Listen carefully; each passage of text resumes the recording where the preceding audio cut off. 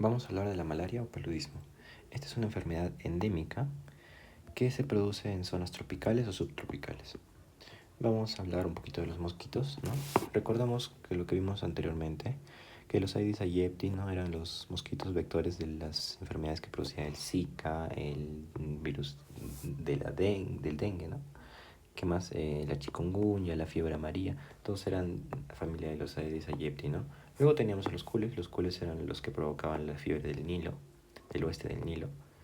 Y ahora para la malaria nosotros vamos a tener un vector que va a ser el vector Anopheles hembra, o también llamado mosquito del pantano o sandfly.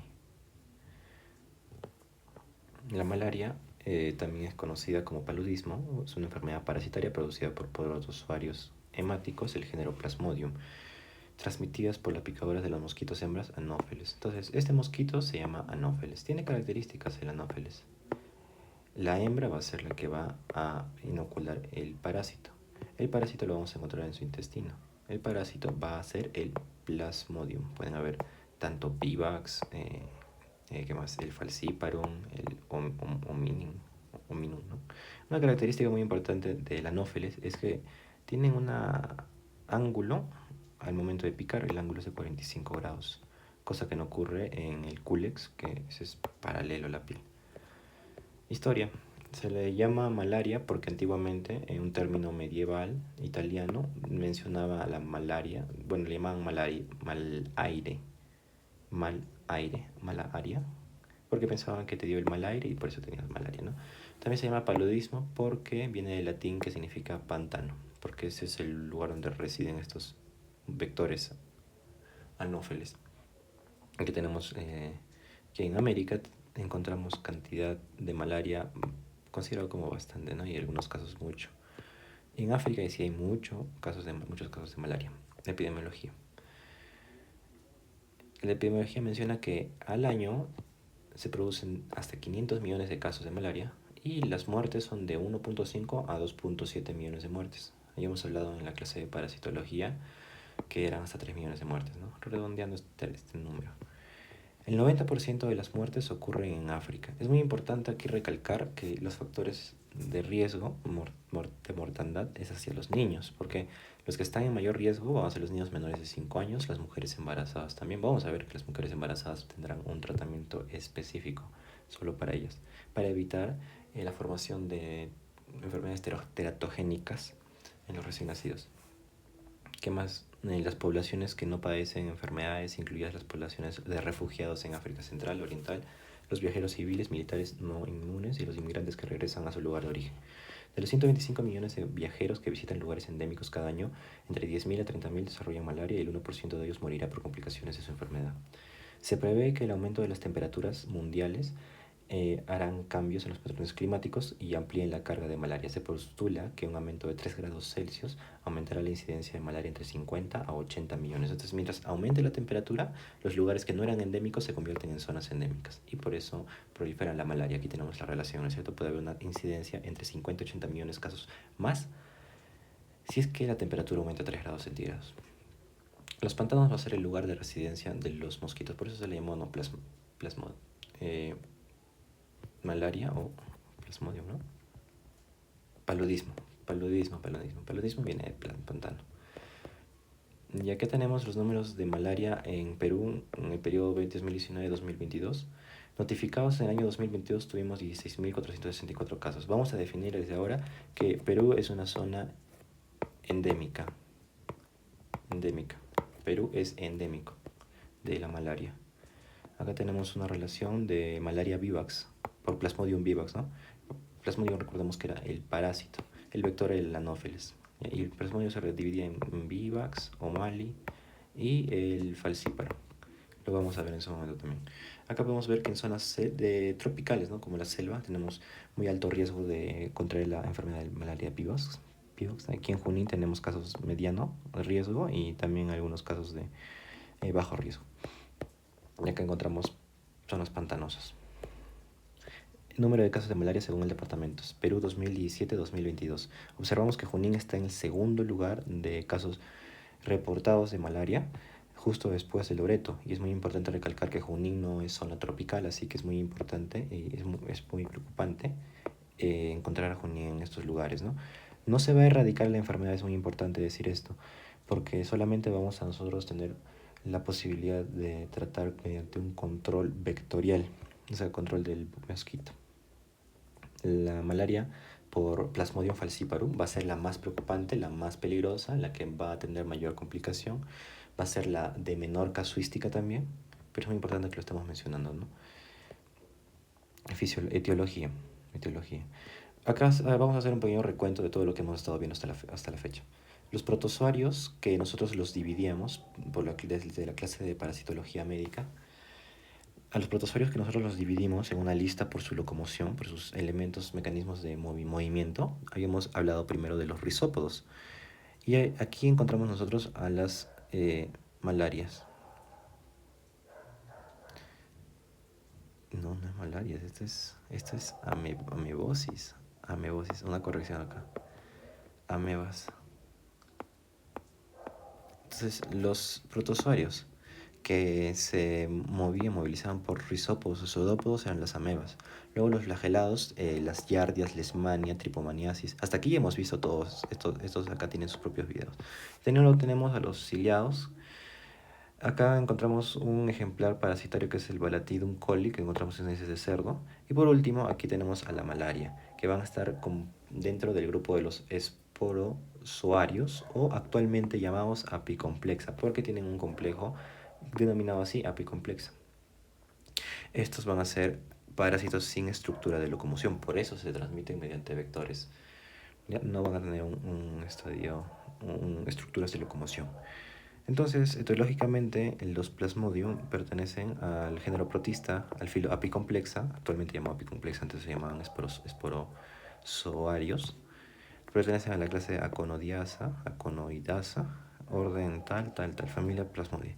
Existen alrededor de 175 especies, la mayoría infectan a animales, y el humano va a ser un hospedador accidental. El parásito siempre tiene 2 huéspedes en su ciclo de vida, ¿no? Solamente va a tener 2 huéspedes en su ciclo de vida. Ahora, solo 5 especies afectan al hombre. Vamos a ver al Falciparum, Plasmodium falciparum, Plasmodium vivax, Ovale, Malari y el Naulesi. Este va a ser el más peligroso, pero de menor casuística. Este de acá va a ser el más conocido o el más común, ¿ya? Acá te encontramos en su forma de merozoito, esporozoito y oquineto. Lo vamos a observar estas 3 formas en el ciclo de vida del parásito. Antiguamente se le conocían a los apicomplexa como esporozoarios, como lo estaba mencionando, ¿no? Generalidades de estos esporozoarios. Son parásitos obligatoriamente intracelares. Entonces van a tener una función parasitaria dentro de las células. Vamos a ver que en primer lugar van a parasitar las células del hígado. Luego van a ir a la sangre, a las células de los glóbulos rojos, ¿no? Tiene una división celular exclusivamente intracelular y un complejo apical conformado por anillo polar, róptrias, micronemas y conidios. Tiene una vacuola parasitófora, y acá es muy importante hablar sobre reproducción sexual y asexual. Este tiene reproducción sexual. Y la reproducción sexual va a darse mediante gametos. Van a haber gametos masculinos y femeninos. Los masculinos van a ser los microgametocitos y los femeninos los macrogametocitos. Es importante recordar esta diferencia de los dos. Y también tiene una reproducción asexuada, ¿no? El impacto en la salud humana y veterinaria tiene impacto en la salud tanto de los animales y de los humanos. Como mencionaba, ¿no? Son parásitos obligatorios intracelulares. Van a afectar en primer lugar al hepatocito, luego van a ir a la sangre hasta afectar a los glóbulos rojos. Vector. El vector más común va a ser el mosquito Anopheles pseudopuntipenis. ¿Ya? Anopheles pseudopuntipenis. Luego tenemos a los Anopheles darling, a Albitardis, Albimanus, ¿no? Pero este es el más común, pseudopuntipenis. Aquí tenemos un poquito más sobre los vectores, el Haemophilus pseudopuntipenis, ¿no? Está más que nada ubicado en zonas interandinas y en la selva alta, ¿no? Aquí en el Perú. Pseudopuntipenis va a estar acá, ¿no? Acá. Luego también tenemos la distribución aquí en el Perú de los Albimanus, de los Darling y de los Anopheles sp. Vías de transmisión. ¿Cómo transmite este virus, este vector, el parásito? La picadura del mosquito hembra por Anopheles, puede ser pseudopuntipenis, infectado con el parásito, va a hacer que el parásito entre hacia individuo, ¿no? Esa va a ser la transmisión que vamos a nosotros observar en su ciclo de vida. Es la típica, vamos a decir, ¿ya? Luego tenemos la transfusión de sangre infectada. Puede ser un medio de transmisión del parásito, también puede ser otro medio, el uso de jeringas y agujas contaminadas y la transmisión congénita, ¿no? Esto no provoca tanto el daño como vemos en casos de torcha, así que no, por eso no lo metemos en torcha. Ahora, inocula, este mosquito tiene al parásito Plasmodium en su intestino. Ese parásito madura y llega a las glándulas salivales y va por la probóscide y infecta al humano. Ya por eso es que nosotros vamos a mencionar que este vector, que el anófeles, va a inocular por las glándulas salivales y va a ir al hígado. Características diferenciales. El anófeles macho se alimenta de ¿qué? De savia. ¿Qué más? Ahora, el anófeles hembra, a diferencia del macho, va a tener una mandíbula más larga, palpos tan largos como la probóscide, ¿ya? Sobre todo porque va a alimentarse de sangre para poder poner huevos. Características diferenciales, la postura en reposo, muy importante. Este mosquito de acá que tiene la cabeza muy agachadita, ¿no es cierto? Y que forma un ángulo de 40 grados, 45 grados con la piel, algunos dicen también 30 grados, pero si forma 45 grados con la piel, estamos frente a un anófeles que que transmite el plasmodium, que provoca la malaria. Muy importante recordar eso, ¿no? Y también cómo es el color de su torso y que es un color pardo, tipo rojizo también. Es muy importante para poder hacer un diagnóstico o poder diferenciar entre un mosquito de la malaria y otros mosquitos más, ¿no? Acá tenemos el anófeles que tiene una probóscide de abdomen alineado, forma un ángulo agudo con la superficie en reposo. Ese ángulo agudo es de 45 grados. El Cules y Aedes, y son otros vectores para otras enfermedades, reposan con la probóscide y el abdomen formando un ángulo obstuso. El abdomen paralelo, o sea, es netamente paralelo con la piel. Este no va a ser un anófeles. El anófeles es holometábolo porque tiene un metabolismo completo. Pasa de huevo, larva, pupa y llega a ser adulto. Pasa por todos estos ciclos, ¿no? ¿Qué más? No, nosotros reiteramos acá, no vamos a poder erradicar la enfermedad, solamente vamos a poder hacer un control vectorial, vamos a poder controlar a este mosquito. Y esto va a nosotros, ¿para qué nos importa saber este periodo que holometábolo, ¿no? Como que de pasa huevo, larva, pupa? Porque los insecticidas van a actuar en alguno de estos puntos. Por eso. Y acá decimos, depende qué estadio actúa el insecticida, ¿no? Para nuestro control vectorial. Acá tenemos los diferentes tipos de parásitos. Plasmodium vivax. Muy importante aquí recordar lo siguiente. Plasmodium vivax 3b.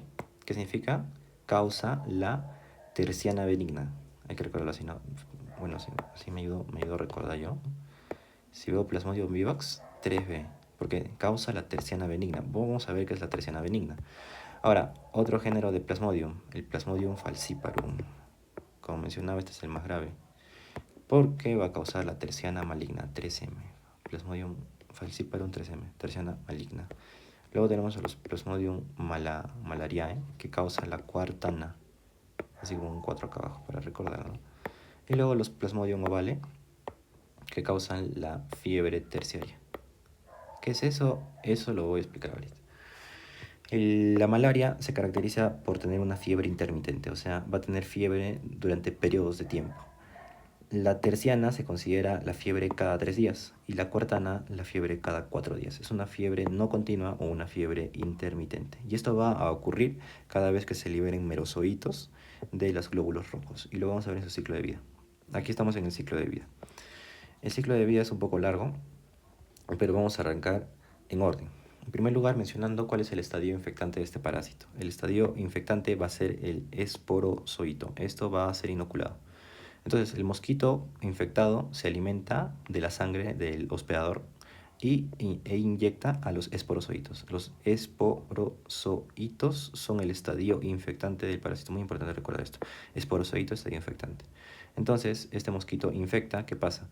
Llega el parásito hacia las células del hígado. Entonces, llega y entra intracelularmente a los hepatocitos. Como dijimos, son parásitos intracelulares obligados, ¿no es cierto? Entonces, la célula hepática se infecta por este parásito, el parásito ya está dentro. El esporocito ya está dentro. Entonces ocurre una reproducción asexual. Estos esporozoitos comienzan a proliferar dentro y forman a los esquizontes. Esto es un esquizonte. ¿Ok? Esquizonte. Ahora, de los esquizontes se liberan y salen merozoitos. Entonces aquí tenemos una ruptura, una lisis de una célula hepática que está liberando, o bien pueden ser esporas, o también lo podemos llamar merozoitos, pero mejor llamémoslo merozoitos, ¿no es cierto?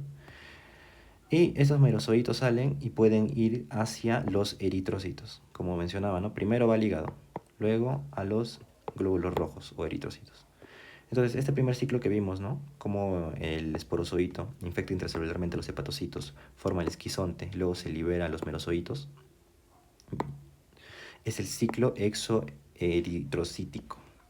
Luego entonces se liberan los merozoitos, llegamos al ciclo eritrocítico. ¿Qué pasa acá? Los merozoitos van a madurar y van a formar acá a los trofozoitos en anillo. Lo vamos a observar y esto lo podemos observar incluso en un frotis sanguíneo, en un examen directo. Los trofozoitos se van a observar en forma de anillo. Y de aquí obvian dos cosas.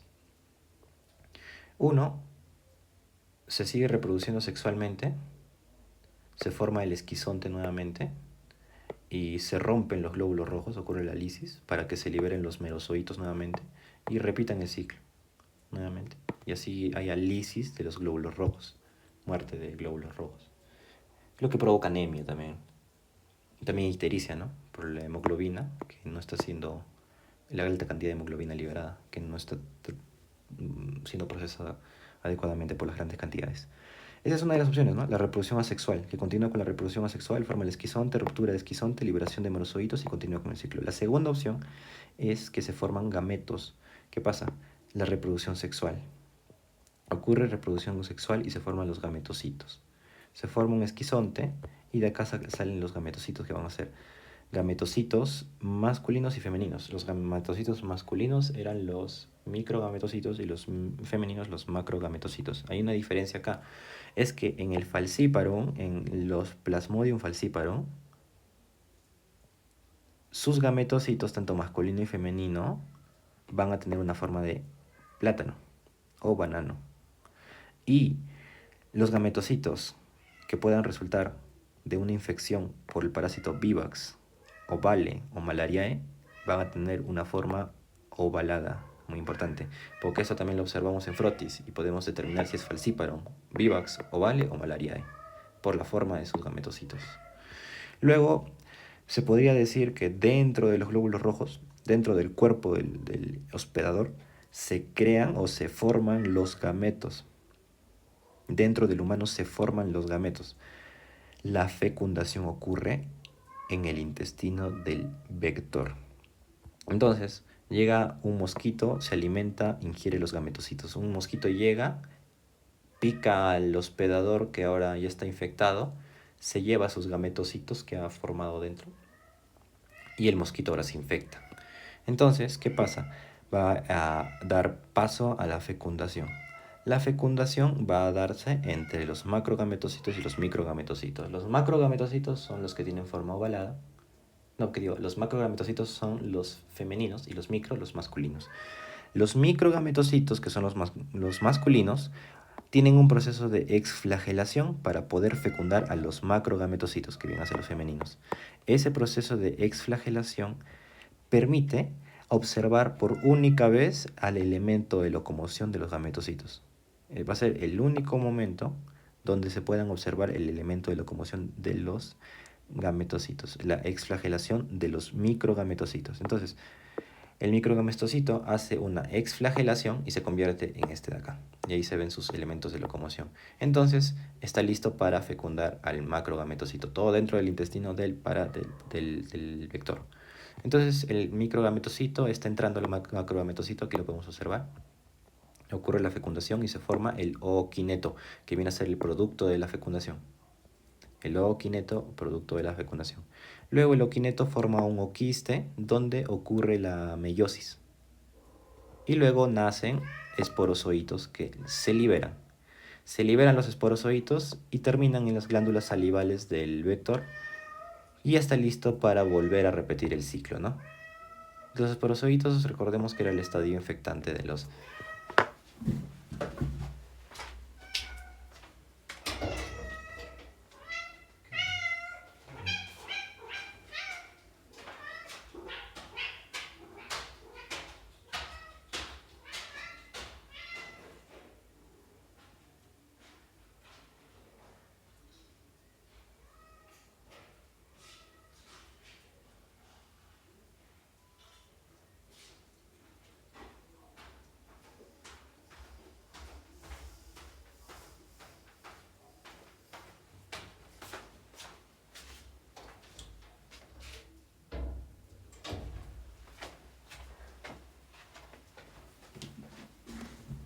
Los esporozoitos, recordemos que era el estadio infectante del Plasmodium.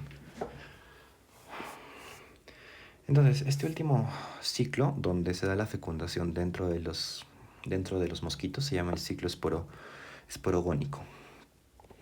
Y acá vamos a dar 3 alcances adicionales, ¿no? La reproducción sexual va a ocurrir dentro del mosquito. Esto tengámoslo en cuenta. La reproducción asexual va a darse dentro del humano. La formación de gametos va a darse dentro del humano y la fecundación va a darse en el intestino del mosquito. Otra cosa más. Vamos a explicar cómo es que ocurre la fiebre terciana y ¿cómo le llamamos? Cuartana. Terciana y cuartana. Dentro de la reproducción asexual en el ciclo de ciclo eritrocítico, cuando un trofozoito maduro ya formaba al esquizonte, y el esquizonte rompía al glóbulo rojo y salían los merozoitos.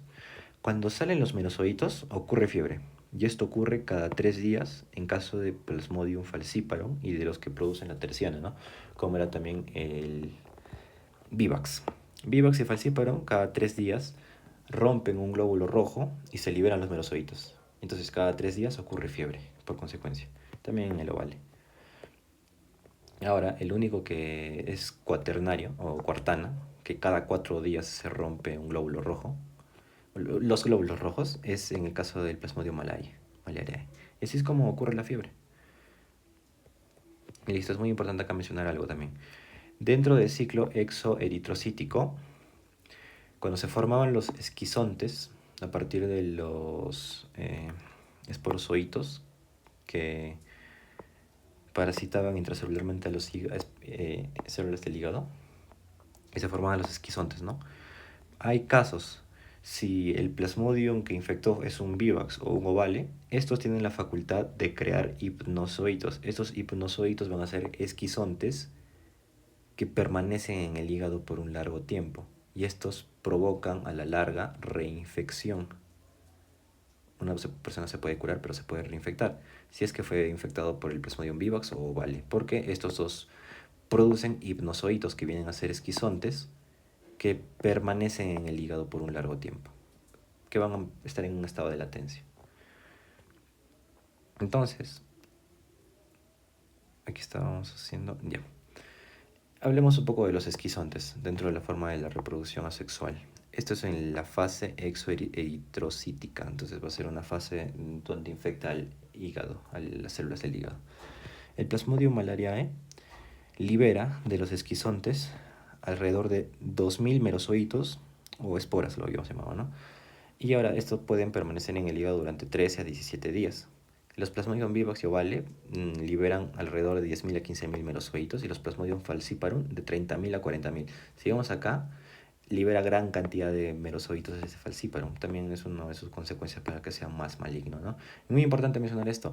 Los falciparum no producen hipnozoitos como sí lo hacen los malariae y los ovale y los vivax. Entonces, como no forman hipnozoitos, no va a haber reinfección por esto. Es lo mismo el ciclo de vida. Fisiopatología. Ya, la fisiopatología menciona lo siguiente. El periodo de incubación y por tanto el tiempo hasta el desarrollo de los síntomas varía según la especie. De 8 a 11 días para el falciparum, de 8 a 17 días para el vivax, de 11 a 17 días para el ovale y 18 a 40 días para el malariae. Aunque es posible que dure hasta varios años, de 9 a 12 días para el Naulesi. La periodicidad del ciclo de vida del Plasmodium crea un clásico paroxismo palúdico, de escalofríos, seguido de varias horas de fiebre, seguido de diaforesis y descenso de la temperatura corporal normal. La infección por Plasmodium vivax establece un ciclo de 48 horas, aunque esto se ve con menos frecuencia en la actualidad debido a su rápida identificación y tratamiento. Entonces, cuando el Plasmodium está en la fase eritrocítica, comienza el ciclo de vida y empezamos con el conteo, ¿no? Entonces, tenemos acá un ciclo de vida de 48 horas para el Plasmodium vivax. Entonces, pasan 3 días, ya digamos al tercer día, ocurre el paroxismo palúdico, incremento de la fiebre y todos los síntomas que puede producir el paroxismo palúdico. La fisiopatología. Continuamos con fisiopatología. El Plasmodium vivax y el ovale destruyen glóbulos rojos jóvenes, que se les conoce como reticulocitos, que comprenden un 2 al 5% de la cantidad de glóbulos rojos. Por eso, los vivax-vale pueden producir en máximo una anemia, ¿no? Y ahora, estos Plasmodium vivax y ovale que atacan a los reticulocitos, podemos ubicarlos por un antígeno que producen en la membrana celular, que va a ser el antígeno DAFI. Ahora hablemos del falciparum. El falciparum ataca a todos los glóbulos rojos, ya sean jóvenes, maduros, viejos, a todos. Por eso es que lo consideramos más peligroso, porque puede producir una anemia muy grave y puede también producir un choque hipovolémico. Más adelante lo podemos ver. Luego tenemos al Plasmodium malariae, que eso solamente ataca a glóbulos rojos maduros. Los eritrocitos presentan, ¿cómo ocurre la fisiopatología, no es cierto? Estos parásitos llegan a los eritrocitos y lo que van a hacer es lo siguiente: van a hacer que pierdan elasticidad los glóbulos rojos. Esto va a provocar adherencia al endotelio. Entonces, citoadherencia endotelial vascular. Esto provoca que se puedan morir los glóbulos rojos. Aumenta la fragilidad del glóbulo y produce un menor transporte de oxígeno, porque el trofozoito va a estar ocupando gran parte del citoplasma del glóbulo rojo, haciendo que haya menos espacio para el transporte de oxígeno. La liberación de toxinas y antígenos del parásito destruyen a los glóbulos rojos y así produce también la listis. Continuamos con la fisiopatología. Aquí el Plasmodium falciparum puede provocar trombos que conllevan a isquemia, que conllevan a muerte. ¿Isquemia de qué órganos? Riñón, sistema nervioso y el corazón.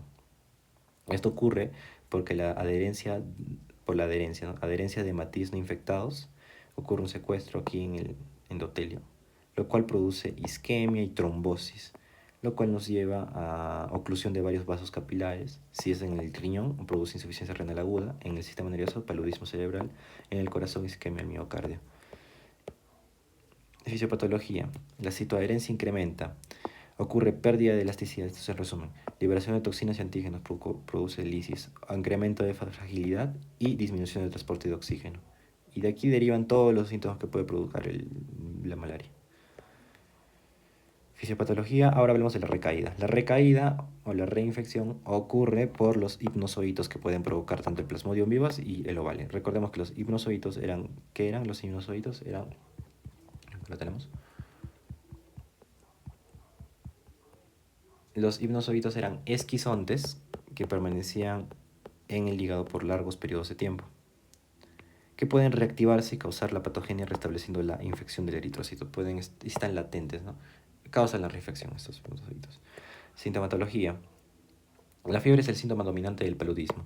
La fiebre intermitente, terciana o cuartana. La fiebre especialmente durante 7 días o más en un paciente que reside en una región endémica. Muy importante también tener en cuenta la región endémica. No se ayuda con el diagnóstico. O viajado recientemente a una zona endémica muy sospechosa y debe requerir una evaluación. Los adultos pueden presentar dolor de cabeza, malestar general, debilidad, malestar gastrointestinal, síntomas de la vía respiratoria superiores y dolores musculares. Los casos graves pueden incluir ictericia, esto se debe a la destrucción de los glóbulos rojos. También puede tener confusión, convulsiones y orina oscura. Los niños pueden presentar letargo, malestar, dolor abdominal, náuseas, vómitos, diarrea. En los casos graves pueden incluir somnolencias, convulsiones y coma. Al tomar un historial es esencial preguntar sobre el lugar de residencia, los viajes y uso de quimioprofilaxis, exposiciones incluidos contactos con otros enfermos, aguas dulces, cuevas, animales de granja, salvajes, insectos, artrópodos. El estado de VIH, historial de embarazo, antecedentes de deficiencia de glucosa 6-fosfato deshidrogenasa, antecedentes de anemia, ¿qué más? Antecedentes de anemia, antecedentes de cáncer, de sangre o otros tipos de cánceres. Esto de acá nos puede llevar a dar un tratamiento que puede fallar. O sea, esto ya son complicaciones. ¿Ya? El tratamiento aquí es más complicado. Así que pacientes vienen con comorbilidad, ¿no? Entonces se complica la malaria en pacientes que vienen con comorbilidad que ya estamos acá mencionando, ¿no? Ya es más complicado en esos casos. Sintomatología. En resumen, la sintomatología son muy generales. No es tan propia o patoxénica, creo que se había mencionado antes, para la malaria, porque los síntomas vienen a ser cefalea, astenia, dinamia, mialgias, artralgias, dolor abdominal, dolor torácico, escalofríos, fiebre. Lo que nos va a nosotros ayudar a dar el diagnóstico es sospechar si es que el paciente dice que tiene fiebre intermitente y escalofríos. Y a eso le sumamos que viene de una zona endémica, damos como un diagnóstico, ¿no? Ahora, ¿qué más? Los diagnósticos, prueba serológica va a ser la mejor, obviamente, pero el examen de sangre directo va a ser el más barato y efectivo. Esto va a depender bastante también de la destreza del laboratorio, del personal en el laboratorio, ¿no? Ahora, el examen de sangre se va a hacer por la gota gruesa. Vamos a observar los merozoitos y este examen es más preferible. Sintomatología, manifestaciones clínicas. Primeros síntomas va a ser la fiebre.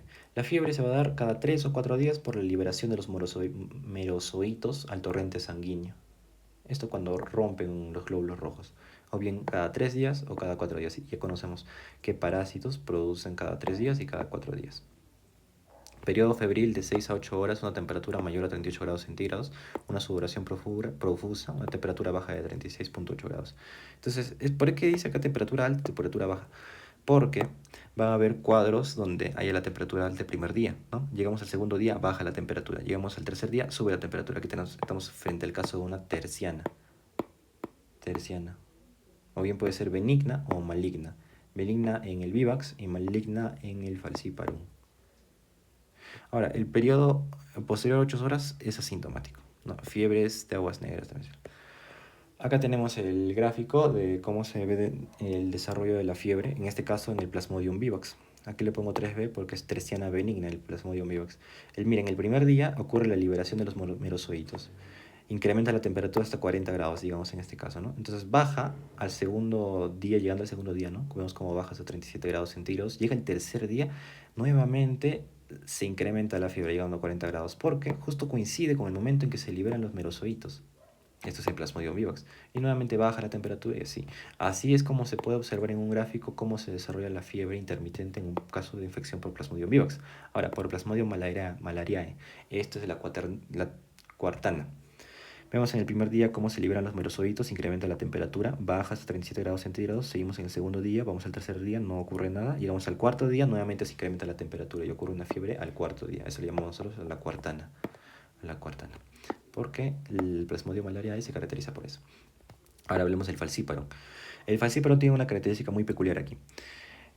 Si bien produce la terciana maligna, vamos a ver algo aquí.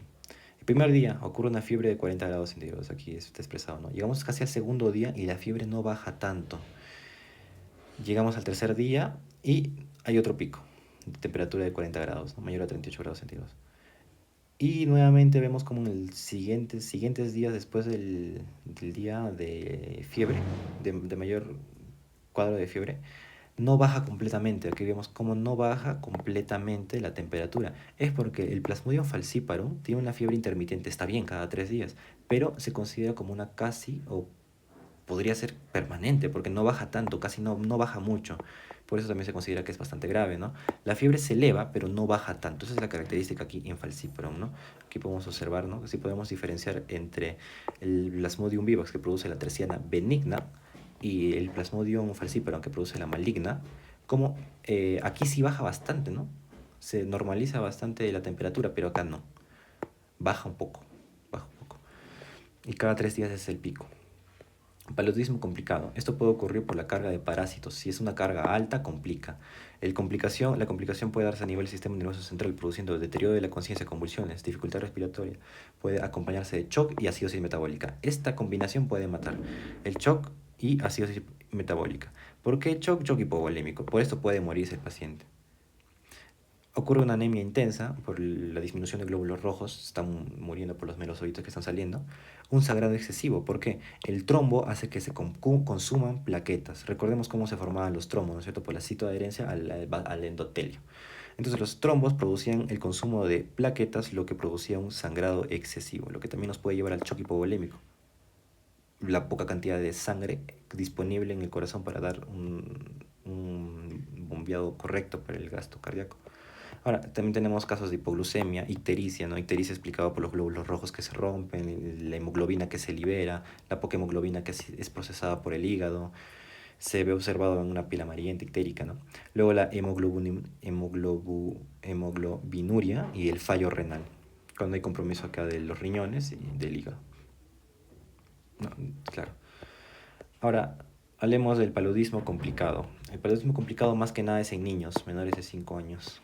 La mortalidad llega hasta el 25%, el paludismo cerebral. Síntomas, complicaciones más graves en los niños. Alteración de conciencia, convulsiones frecuentes como profuso, focalización, presiones respiratorias anormales. Aquí vemos cómo se observa la infección al pulmón, al cerebro. Paludismo complicado. Vamos a ver ahora la anemia intensa. La anemia se considera desde niveles bajos de 7 de hemoglobina, ¿no? Entonces, si un nivel es bajo, menos de 7, se requiere normalmente darle un paquete globular al paciente, ¿no? O sea, dar transfusión sanguínea. Pero si es que das más sangre, alimentas al parásito, porque este parásito se está alimentando de los glóbulos rojos. Por eso no es recomendable dar transfusión sanguínea. En primer lugar, anemia intensa, presentación frecuente sobre todo en niños. Ya sabemos por qué, por el ciclo de vida que hemos visto, ¿no? Se debe evitar las transfusiones sanguíneas porque esto se considera como alimento al parásito, entonces no va a ayudar a la mejoría de síntomas, solamente si se tratara de evitar la muerte del paciente, no tratando de darle sangre. A la larga también vas a estar, no vas a lograr nada al tratar de erradicar al parásito, ¿no? Entonces, para evitar el choque hipovolémico, que va a ser nuestro principal problema aquí por que está causando el parásito, se opta por suero fisiológico. Ya no se le va a dar sangre, se le va a dar suero fisiológico para evitar el choque hipovolémico. ¿Qué más? Puede desempeñar un papel importante en el paciente con compromiso grave. Insuficiencia respiratoria. Esta insuficiencia respiratoria no está causada por un problema cardiogénico o no se debe a un problema pulmonar no cardiogénico. O sea, en este caso está causado por el parásito. ¿Cómo se considera a nosotros una insuficiencia respiratoria? A nivel del mar, a menos de 70, 90 saturación de oxígeno. En este caso ya se requiere intubar. Es más frecuente en adultos y se requiere ventilación mecánica para salvar la vida del paciente. Diagnóstico. El mejor diagnóstico va a ser el frotis. Vamos a hacerlo mediante la técnica de la gota gruesa, con una tinción de naranja de acridina. Aquí vamos a observar nosotros la infección de los glóbulos rojos por los trofozoitos en anillo. Podemos encontrar bien esto, o podemos encontrar a los gametocitos, o podemos encontrar a los merozoitos. Uno de los tres vamos a encontrar. Ahora, el diagnóstico clínico, más que nada, es observar al parásito. Obviamente, estos diagnósticos inmunológicos van a ser mejores, o el PCR va a ser mejor, pero resulta ser más caro.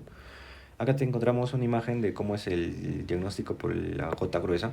Vamos a observar gametos, gránulos, también los trofozoitos, merozoitos.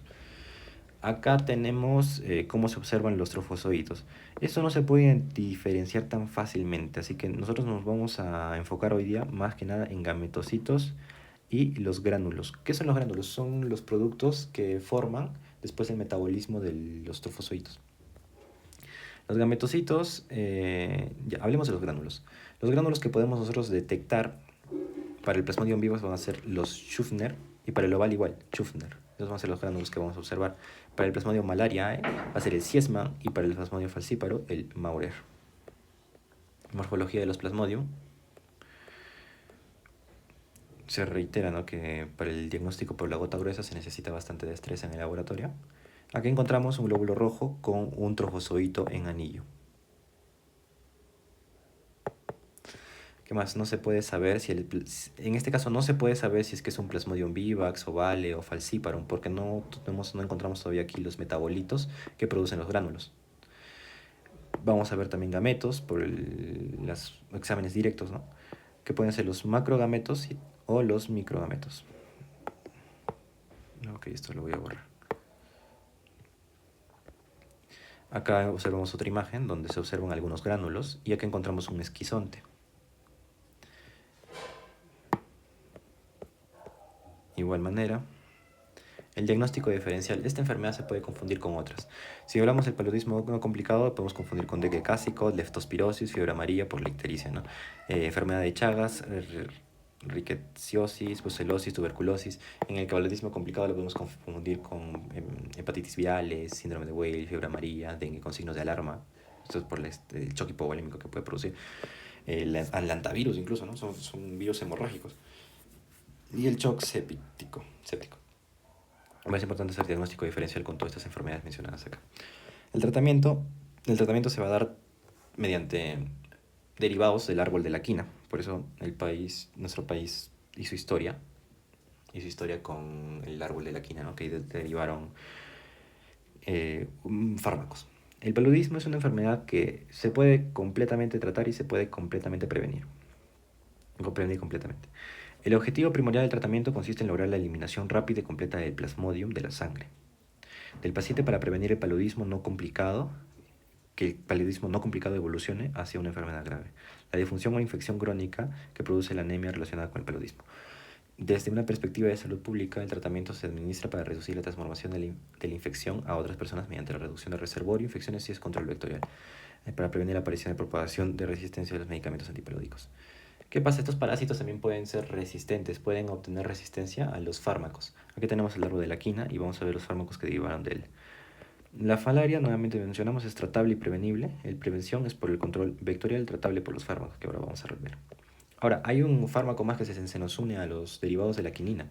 Vamos a ver a los artesonato o las artemisinas. ¿Okay? Eso es un fármaco desarrollado hace un tiempo por esta persona. Si hay resistencia, si un parásito o tiene resistencia a un fármaco que se le da, volvemos a la base, que va a ser la quinina. Igual, si es que hay resistencia para la quinina, para la artesina. Acá hay un tratamiento dado por una norma técnica del Ministerio de Salud, porque como nuestro país es endémico, obviamente se han desarrollado estrategias para tratar esto.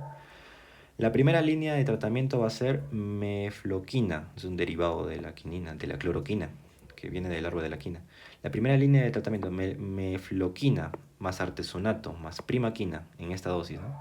Si es que esta primera línea no tiene resultado o ocurre un fracaso clínico, como aquí se menciona, se opta por la segunda línea, que va a ser la quinina más clindamicina, que va a ser un antibiótico anaeróbico, más la primaquina, ¿no? Entonces, hay casos donde el parásito hace resistencia, por eso nosotros tenemos dos líneas de tratamiento farmacológico. Tratamiento aquí para el plasmodium, la malaria provocada por el plasmodium vivax, ¿no? Que tenemos cloroquina y primaquina. El tratamiento para la malaria provocada por el plasmodium malariae, también cloroquina, primaquina. Tratamiento para el plasmodium provocado por el falciparum, que es el más grave, ¿no? El de menor casuística. Vamos a ver, en primer lugar, artesonato, mefloquina y primaquina. Esto es en caso de adultos. Y en caso de niños, solamente va a cambiar la dosis. Lo mismo, artesonato, mefloquina y primaquina. Ahora, criterios de gravedad. ¿Qué pasa? Si nosotros encontramos complicación que llega al sistema nervioso central, es momento para derivar al segundo nivel de atención. Esos criterios van a comprender a la prostración, intolerancia oral, compromiso de conciencia, convulsiones generalizadas, dificultad respiratoria, insuficiencia renal aguda. Criterios de gravedad, acá tenemos también hipoglucemia, anemia severa aguda, aquí tenemos hemoglobina menor a 7, ¿no? En este caso hay un gran riesgo. ¿Qué pasa? No podemos darle transfusión sanguínea, pero sí podemos darle suero para evitar el choque hipovolémico. Aquí lo único que nosotros vamos a poder optar es dar el tratamiento antimalárico, el tratamiento bastante rápido. Eso va a ser por vía parenteral entonces. Y nosotros vamos a esperar que el paciente se pueda mejorar con el tratamiento. A lo que me estaba olvidando, creo. No, todavía no. Ya aquí está, justo aquí está. El tratamiento. Es importante que existan medicamentos en el puesto de salud, obviamente porque estamos en una zona endémica. Ahora, para la malaria grave, nosotros vamos a administrar artemisina más clindamicina. Ahora, la artemisina nosotros podemos optar por suministrarla por vía parenteral, que va a ser una absorción más rápida y un tratamiento más inmediato, porque esperar que por vía oral haga efecto va a ser bastante perjudicial, ¿no? Porque nosotros de esa manera, actuando rápidamente por vía parenteral, evitamos una falla orgánica multifuncional, porque si el paciente está con un choque hipovolémico, acidosis metabólica y le sumamos anemia, puede morir. Por eso es que mencionaba, ¿no?, la vía parenteral más rápida. Ahora, vamos a ver el caso de gestantes. Existen dos fármacos que son altamente teratogénicos, que son la primaquina y la mefloquina, ambos derivados de la cloroquina, ¿no?, del árbol de la quina. Son altamente teratogénicos, entonces para ellos, ¿qué se opta? Se opta por quinina más clindamicina por 7 días según dosis indicadas anteriormente. Y en caso de que no se obtenga, no tenga la quinina, se puede optar por un artesonato en su lugar. Y aquí continúa con el tratamiento, ¿no? Pues esto es para el primer trimestre y esto es para el segundo y tercer trimestre de embarazo. El 25 de abril es el Día Mundial de la Malaria. Prevención y control. El control va a ser vectorial. Fumigando, controlando, no contagiarse con el mosquito, ¿no? O sea, la prevención va a darse si vivimos en zona endémica, ¿no? Sobre todo en la selva. Dormir con mosquitero, no exponer también el antebrazo porque es una zona donde el mosquito pica, y también usar ropas pues con manga larga. Esto es control vectorial. Controlamos el vector. Acá, mosquiteros. En los hospitales por eso también hay mosquiteros, ¿no? Conclusiones. Vamos con conclusiones. La malaria está causada por un parásito del género Plasmodium. Ya hemos visto 3 géneros, ¿no? El Vivax o Mali y el Plasmodium falciparum, ¿no? Plasmodium falciparum, que era el más grave, pero de menor casuística. El Vivax es de más casuística, pero el menos grave o el más benigno. Los síntomas son escalofríos, fiebre, sudoración, por lo regular a los 10 a 15 días después de la picadura del mosquito infectado. También se acompaña de cefalea, náuseas y a veces ocurre la malaria complicada o grave en el paciente. Presentan deterioro de la conciencia, anemia severa, signos de insuficiencia aislada del tipo renal, cardiovascular, hepática y pulmonar que requiere hospitalización. El diagnóstico se realiza con sangre periférica examinada en un microscopio. Esa es la técnica de la gota gruesa. El parásito se observa dentro del glóbulo rojo. Podemos observarlo en su forma de anillo, como trofosito. También se utiliza el PDR, que vienen a ser pruebas serológicas, de preferencia donde se pueden utilizar el microscopio. Existe tratamiento antimalárico para las diferentes especies de Plasmodium. La técnica de gota gruesa va a ser la mejor y la más barata en comparación a las técnicas de PCR serológicas. Conclusiones. El problema de salud pública a nivel mundial y en África comprenden a lo que va a ser la zona céntrica de África, ¿no? Eso va a ser la más afectada. De 300 a 500 millones de casos por año que ocurren en el mundo, 1 millón mueren, ¿no? El 90% de las personas que mueren corresponden a niños menores de 5 años. Las características de transmisión son muy variables entre regiones, incluso en un mismo país.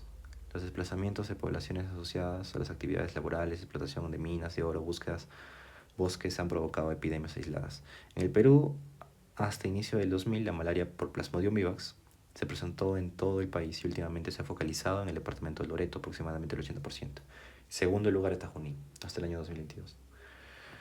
Los otros casos proceden del departamento de Amazonas, de los departamentos de la selva amazónica, la zona del Braim, que corresponde a Junín, ¿no? Cusco, Ayacucho, y de manera muy esporádica importados. Se notifican casos de los departamentos de la costa norte y oriente sur. Las infecciones en el Perú en su mayoría corresponden al Plasmodium vivax, ¿no? Un 80.1%. Plasmodium falciparum un 19.9% en el año 2021. Existe un sistema de vigilancia epidemiológica de malaria que viene monitoreando y evaluando las áreas de registro, porque estamos, reitero, ¿no?, en una zona endémica. Perú es endémico. El Plasmodium falciparum, de las personas que se infectan por Plasmodium falciparum, 2 de cada 10 personas hacen cuadro complicado y tienen riesgo de muerte. Y así estamos nosotros concluyendo con malaria.